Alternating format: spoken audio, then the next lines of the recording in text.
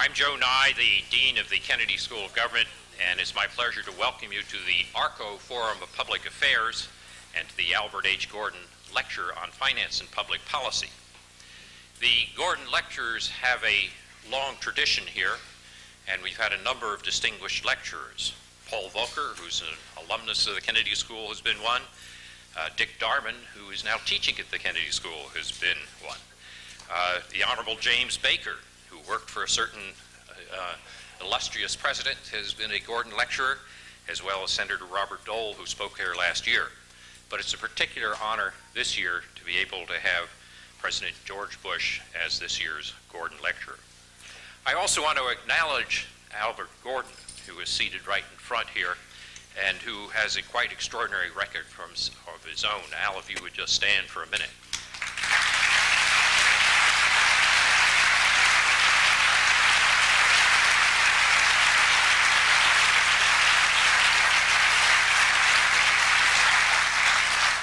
Al Gordon is a 1923 graduate of Harvard College who's been a member of the Harvard Board of Overseers. But my favorite anecdote, which I just confirmed with him, is he ran marathons into his 80s. I'd also like to acknowledge the presence of Mike Boland, who's the chairman and CEO of ARCO.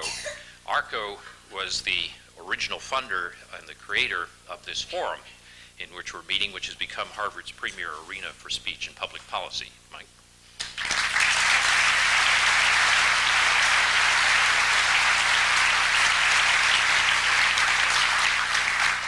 And now to welcome President Bush to Harvard, I'd like to call on President Neil Rudenstein, who's widely admired on campus and beyond, and who's leaving a legacy of pulling Harvard together. Neil?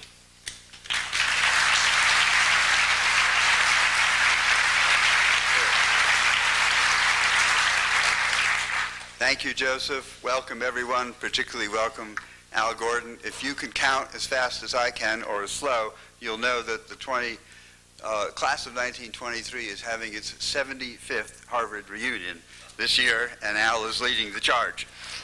On behalf of the university, I'm particularly honored to welcome President George Bush and his wife Barbara today. It's a privilege to have you join us, and we thank you for taking the time. You've led our country through difficult times with great integrity and with the kind of thoughtfulness and steadiness that are all too rare today. And that, in fact, has distinguished, as I read it, your entire career in public service, from the House of Representatives to the White House.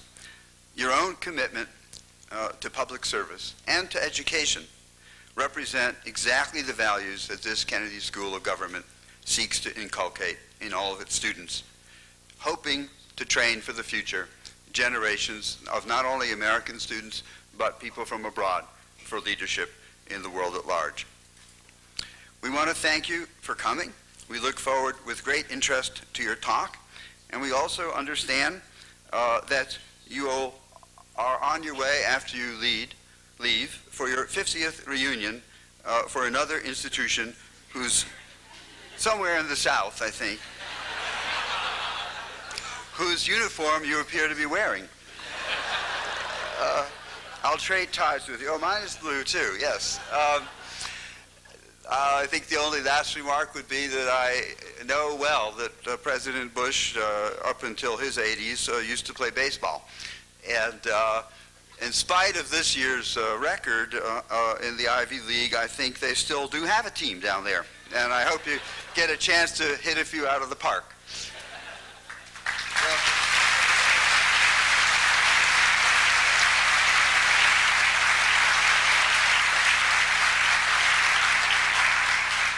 And now to introduce President Bush, let me call on Senator Alan Simpson, Senator of Wyoming, now Director of the Institute of Politics, and a widely popular teacher here at the Kennedy School.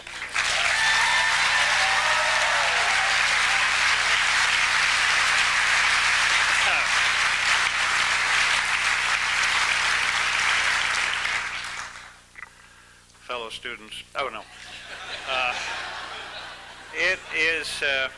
It is a great pleasure for me this afternoon, a rare treat to be here and introduce a friend. And President Rudenstein, Sir, it's good to have you here, and Dean Joe, and Al Gordon. What a man. With strong ties to my native state of Wyoming. Wonderful to have you with us in this lecture that bears your name. And Mike Boland, Chairman, CEO of ARCO, COO, CEO, Chairman, you name it, in this forum that bears your company's name here. And Barbara Bush, wow, wonderful to have you here. You energize us with your presence, for you were and are one vibrant, joyful, vital, spirited First Lady. And the country loved you then and loves you now. You are a force for good in this land. And you were there for me when the mortar shells were falling into my foxhole. And I was dug in, a source of strength and honest counsel, nurture and wisdom. I have leaned on that shoulder right next to me. And now to George Bush. I met this man in 1962 when Al Gordon was winning marathons. 36 years ago, my father, Millward Simpson, was elected to the U.S. Senate and took over the office of one Prescott Bush, the senator from Connecticut. They transferred offices and transferred staff, and that's where I met George and Barbara. Dad took 4 of Prescott Bush's top people on his staff, wonderful staff they were. And I say to you, George and Barbara, how we miss staff when we get out of public life. It's called staff deprivation. And Ann, who you know and love, she said to me, Al, your staff is gone. They are not here. And I am not one of your staff. And it's a strain on a 44-year marriage. But there's a biblical precedent for this. It states right there in the good book that Jacob died leaning on his staff. Now, enough of that.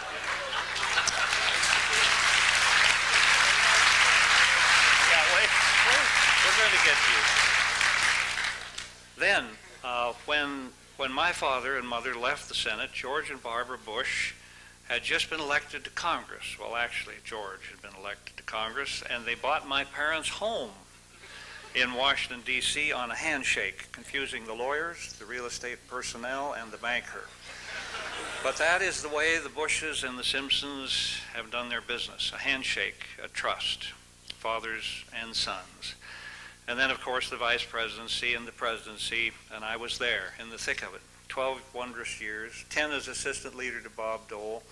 And Bob Dole was the most staunch loyalist to George Bush and a supporter of this man. You can check the voting record. Sheila and I can vouch for it. Bob Dole supported this man more than anyone, including your introducer. And I paid for that sometimes, too. But the one word that capsules George Bush and my leader when I was in the Senate, one trait, one word, and that word is loyalty. The one word that bound them together with hoops of steel, and therein lies the inner gyroscope of George Bush. Loyalty to his country, loyalty to his family, loyalty to Barbara Bush and to his 5 wondrous children and their wonderful spouses. In an epitaph of some unknown day, many a moon from now, and the moving finger having writ moves on, it will be one word, loyalty. Loyalty to Ronald Reagan, loyalty to his friends. You learn a lot about a man when you hike and camp and fish and hunt, and yes, we do that in Wyoming and Texas. And we learn about the essence of fairness and competitiveness and good sportsmanship and civility and grace and a zest for life. Why else would a man fling himself from an airplane at the age of 73 to the quizzical wonderment of his bride of 52 years for closure, a deep wish unfulfilled and now filled. Done. Over. That's George Bush. Never seen him hold a grudge, never seen vindictiveness, vituperation. I would say that you want to get a good rest when you do these things with him, because you hope and pray for darkness to come, because he will be casting and shooting into the dark.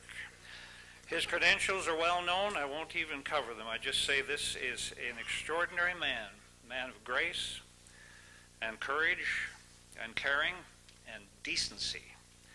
One of the most decent men I have ever known, in or out of public life, my friend George Bush, 41st President of the United States. Thank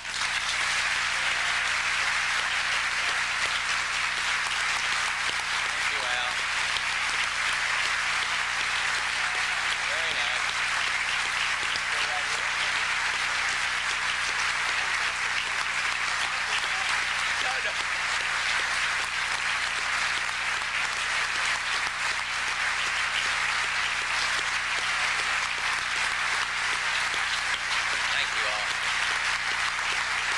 Thank you. Thank you very much. Thank you, Al, so very much for that exceptionally warm introduction.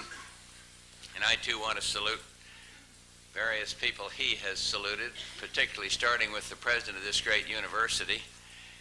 We're honored that he's here. I was surprised and pleased. I mean, I thought this was kind of a passing thing, and here we have all the horsepower of this university and of this great school. And Joe, whom I have great respect for, the dean, Sheila Burke, Al Simpson, so many others that to whom I feel very, very close are here with us today. Got a lot of family here, almost outnumbering the students, not quite. I'm pleased to be a part of the ARCO Forum. Mike Boland and I go back a long, long way too. He flew all the way here from the West Coast for this. I'm told that people are actually hanging from the rafters up here. It's a lot better than what happened to me when I was hanging out of Vanderbilt Hall at Yale the last time I was there, but nevertheless, you know, dummy with a thing around the neck. But I see what it means to be received very, very warmly, and I appreciate it. Most of you know I've had a little bit of an identity crisis lately. It appears that I'm either married to the most popular woman in the United States of America or the father of the governor of Texas, one or the other. Now, wait a minute. I used to be president of the United States, and that's the terrible thing that's happened.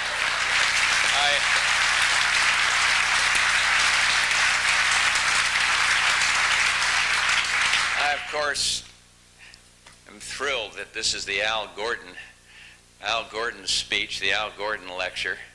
What an inspiration he has been to me and to my brothers and my father and my family all through his life. As for Al Simpson, the other Al in our presence, he said it all there about our relationship. It is what matters. I told Al I don't normally give lectures, especially when the format is kind of a public debate. In the finest tradition of the Greek philosophers, where we get questions and all of that. I remember Socrates, great philosopher that he was, used to go around lecturing people, giving advice all the time, and they poisoned him. My favorite, though, is the man for whom this school was named, Jack Kennedy, speaking to a group of financial people. He said, if I weren't president, I'd be buying stock right now. Business guy in the back said, yeah, if you weren't president, I'd be buying stock right now.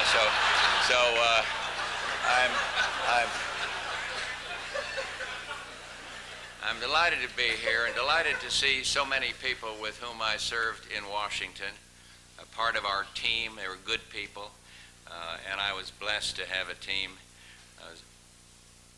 of such wonderful minds, men and women of great integrity, great honor, motivated only by service to country. Those of you who have worked with the ones I'm talking about know that I was very blessed, and I believe that our nation was blessed by their service. And they served with honor. We had a clean administration. They served with dedication. And I was proud to have them at my side as we confronted a world in the midst of historic change. When the Berlin Wall fell, I was talking to the dean about this a few minutes ago, when Germany was unified and remained in NATO, when the Soviet Union actually came apart at the seams, imploded, and gave way to a democratic Russia, and when our Warsaw Pact dissolved before our eyes, the Cold War receded into history as Eastern Europe was free, the Baltic states free. And let us not forget that during those 4 years when I was privileged to be your president, a lot of good things happened in this country. I will readily concede I made plenty of mistakes, but we cleaned up the S&L crisis, huge expenditure, but now it looks back, it appears it was the right thing to do. Cleaned up our environment with the Clean Air Act revisions, expanded more opportunities for 37 million Americans with disabilities when, in a very bipartisan way, Congress passed the ADA, and I was privileged to be the president that signed it, and some in this room, Dick and others were, and Roger Porter, very instrumental in the passage of this. We forewent the reading of lips by passing a budget agreement that did put firm controls, really for the first time, on discretionary spending, federal spending with a cap for the very first time. And as I say, through it all, I had a great team at my side. So I'm not surprised that they've ended up here in this School of Excellence. It takes good people to make a good administration. It takes quality people to make a great school. And of course, the Kennedy School is so well respected all around the world. The work being done here is a worthy legacy of President Kennedy, who inspired so many young people to get involved in public service. It was John Kennedy who said political action is the highest form of citizenship. And I couldn't agree with that more. And I know those of you who, with the JFK School, share this sentiment. I know you must agree with those words. Indeed, I did a little homework and found your commitment to public service written in black and white in your mission statement. I can hardly think of more important work for an active, engaged citizenry and the lifeblood of a dynamic democracy. The trouble is, if we believe what we read in the papers and see on the news, more and more Americans are being turned off by the political process. And it seems that more and more people are tuning at Washington out. And it's not hard to understand why. Day after day, there are these reports of, sleaze and scandal, and only to be caught up in the maelstrom of personal attacks and counter charges. Each new charge, each new innuendo contributes to the escalating rancor. I'm not here to assign blame. I'm talking about the climate, political climate in our nation's capital. At best, it's an unseemly spectacle for the nation that conceived modern-day democracy, whose Constitution is a blueprint for individual rights and liberty around the world. It's unbecoming for the sole remaining superpower upon whom our friends around the world rely for moral leadership. And naturally, I worry about this. I worry because I don't want to see the well of public discourse poisoned. I don't want to see good people lose their confidence or their trust in government. And I don't want to see a healthy skepticism about politics give way to a divisive cynicism. And most of all, I don't want a deficit of decency to keep good people from wanting to get into what Teddy Roosevelt most appropriately called the arena. You see, despite the current environment, I still believe, and I believe it passionately, that public service is a noble calling. And I still believe that good people must get involved and must help lift the lives of other people. I know a lot of young people have found themselves in your position where you're actively considering getting involved in the political process, working to prepare yourself for it. Well, I know there are young people who've looked at the current state of politics and decided that it's not for them. They've kicked the tires, tested the waters, and decided to take a pass. And some of this has to do with the intrusive nature of the national press. I'm not going to go into that. For one thing, we have an expert here. Al Simpson is the expert on the national press. Expert media critic right here. And I recommend you read his terrific book. It screams bestseller. I don't know whether it's sold much, but it screams bestseller. If you don't want to do that, take his class. The other reason I can't go after the press is I've been doing it. I confess to these guys in the holding room here. I've been having a wonderful time going all across the country, knocking the socks off the national press. 15,000 people in Utah, 17,000 people in St. Louis. And I'd hit the national press, and they'd all scream up and stand up and scream and clap. And then I got a letter from a friend of mine down in Washington, a guy named Vic Gold, who created for Spiro Agnew the nattering nabobs of negativity. He himself knows one when he sees one. But he wrote me and he said, stop bashing the press. It's beneath you. So I'm not here to criticize the press. Indeed, I've joined Press, this is the truth, Press Bashers Anonymous. It's been 10 days since I joined, and I'm going through withdrawal symptoms, but I think Vic's advice was right. So, as Dana Carvey would say, not going to do it. Wouldn't be proof. So,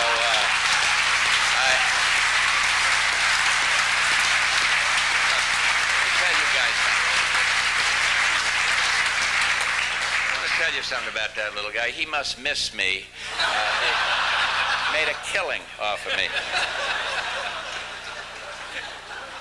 But there are many reasons why some people are apathetic about the political process. The economy's doing well. Progress we've made in addressing some of the fiscal problems that plagued us in recent times. Some apparently feel that most events in Washington have little impact on our well-being as a nation, even less relevance to their own lives. And that's what makes the work of this institution, Joe, this school, this Kennedy School of Government so vital, so critically important. I know there are many disciplines here that cover a broad range of our national political life, but everyone who comes here learns the same thing, that public service makes a difference. And it's the same thing students learn at political science graduates. Undergraduate schools are now proliferating around the country doing this. We have one just starting at Texas A&M, where my presidential library is, George Bush School of Government and Public Service. And I figure if we can just inculcate this sense of service into a handful of kids there, we will be doing the Lord's work. We're hosting academic conferences.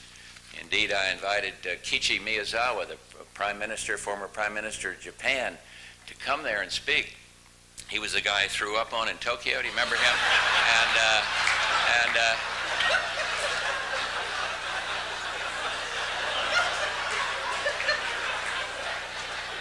But he came, and I told him, this time the dinner's on me.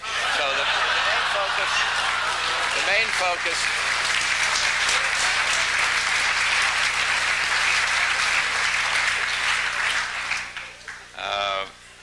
but I enjoy going to our little school, sharing thoughts on public service with them. I've always been one who believes that actions speak louder than words. Unlike my dear friend, mentor in many ways, Ronald Reagan, I was not a great communicator. In many ways, I wish I had been. But I always thought that action has its own eloquence. Speeches can be important, but actions matter too. And that's because actions speak volumes about who you are as a person. Actions go to the heart of character. And over the course of your career, I hope each of you is fortunate to do different things, to go different places, accept new challenges. But at the end of the day, when the dust is settled in the arena where you fought and given it your best, remember this, that character endures. And there are just a few observations gleaned from 35 years in and out of public life. And during that time, I learned the good you can do through public service, that policies affect lives. I learned how public service can help achieve social progress, offering an opportunity to pursue happiness as their God-given right. But most of all, I learned that some of the values are timeless, and some ideals are worth fighting for. Let me put it this way. When I leave here this afternoon, I am getting on that New Haven-bound train and going to my 50th anniversary college reunion. It's funny, I can't remember where I had lunch yesterday, but I do remember something way back from my college days. I remember it distinctly. The last baseball game I played in, 1948, playing against Harvard at Yale Field during what's known as reunion weekend. And for some reason, I'll never forget the sight of that 50-year reunion class that came parading into the ballpark. There they were, a bunch of old guys, rejoicing in seeing friends, glad to still be alive. Most of them marched in that day were alive, and I suspect Al, the class of 1898 at Harvard on their reunion day back in '48 was exactly the same. A lot of goodwill that day. The old boys marched in, had a spring in their step. Let's face it, they looked awful old, and with good reason. They'd been through a lot. It's the class that, it's hard to get a grasp of history here. The class of 1898 graduated, and many went right away to fight in the Spanish-American War. Then they watched as flight began, the Wright brothers. Soon after that, Henry Ford introduced the automobile. 20 years following their graduation, they agonized over the war to end all wars, World War I, which ground up a lot of their classmates who helped defeat Germany's aggression then. And 30 years out of school, they were seized and some destroyed, ripped apart by the Great Depression. And as the class of 1898 celebrated its 40th anniversary, they saw Hitler